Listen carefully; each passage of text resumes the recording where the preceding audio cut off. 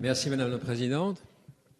L'article 4, comme vient de le dire mon collègue, reporte la revalorisation des pensions de retraite du 1er avril au 1er octobre, donc de 6 mois.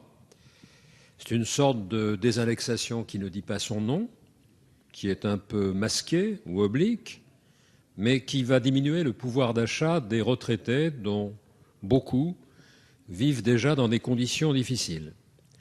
En première lecture, un amendement de suppression de cet article 4 avait été voté par 5 des 6 groupes de cette Assemblée. Toutefois, le lendemain, le gouvernement a fait procéder, comme c'est son droit d'ailleurs, à une seconde délibération de cet article, qui donc a persisté dans le texte que nous examinons aujourd'hui. Il serait souhaitable pourtant de trouver tous ensemble une issue à cette situation. C'est le sens des amendements que nous avons déposés, dont je veux brièvement résumer la portée.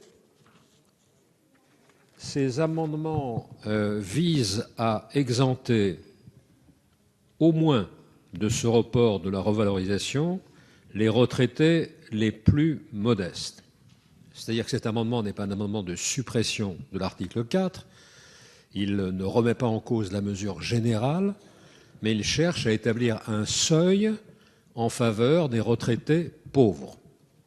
Alors, il y a bien sûr, on me le dira, l'ASPA, l'ex-minimum vieillesse, mais il y a aussi d'autres personnes qui se trouvent sous le seuil de pauvreté en dehors des bénéficiaires de l'ASPA et auxquels il faut également penser, d'autant que des engagements avaient été pris en ce sens de manière très claire.